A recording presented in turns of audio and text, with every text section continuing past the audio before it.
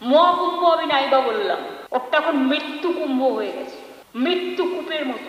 Planning না করে এত হাইপ তুলে এত লোকের মৃত্যু বললেন 30 জন, কথাটা কি সঠিক? মহাকুম্ভের পুণ্য স্নানের জন্য লক্ষ লক্ষ পুণ্যার্থীর সমাগম। যতদিন যাচ্ছে ততই বিশৃঙ্খলা দেখা দিচ্ছে। একের পর এক দুর্ঘটনায় প্রাণ যাচ্ছে পুণ্যার্থীদের। মহাকুম্ভ এখন মৃত্যুকুম্ভ হয়ে গেছে। মঙ্গলবার বিধানসভায় যোগীকে নিশানা করে এমনই বেফাঁস মন্তব্য করেন মুখ্যমন্ত্রী মমতা বন্দ্যোপাধ্যায়।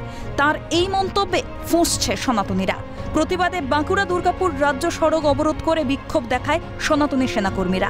নেতৃত্ব দেন বিজেপি নেতা চন্দ্রশেখর বন্দ্যোপাধ্যায়। সারা ভারতবর্ষের কোটি কোটি মানুষ সঙ্গমে গিয়ে পৌঁছাচ্ছে পুণ্য স্নান করার জন্য। মমতা ব্যানার্জি সেই পুণ্য কুম্ভকে মৃত্যু কুম্ভ বলেছেন। সেই মন্তব্য প্রত্যাহার না করা পর্যন্ত সনাতনী সোনার নেতৃত্বে আমাদের এই আন্দোলন চলবে। মুখ্যমন্ত্রীর পদত্যাগের দাবিতে ওঠে স্লোগান। অবরোধের জেরে সৃষ্টি হয় ব্যাপক যানজটের।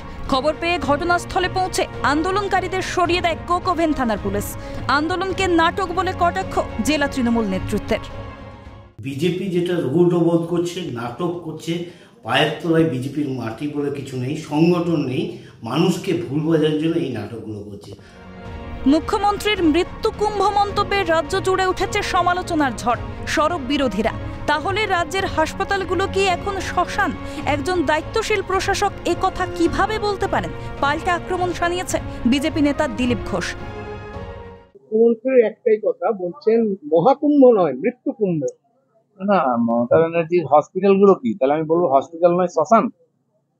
একজন দায়িত্বশীল প্রশাসক কি করে বলতে পারে? স্কুলগুলো কি জোয়ার আড্ডা পশ্চিমবাংলা? এই যে দৃশ্য, তার তো কমপক্ষে সাজে না এটা বলার। তারা জানিয়ে দেন যে পরিষ্কার ভাবে যে মুখ্যমন্ত্রীকে নিঃশর্ত ক্ষমা চাইতে হবে, পদত্যাগ করতে হবে, নচেত এই আন্দোলন থেকে তারা আর সরবেন না। দুর্গাপুর থেকে রাজেশ সেনগুপ্ত, ক্যালকাটা নিউজ।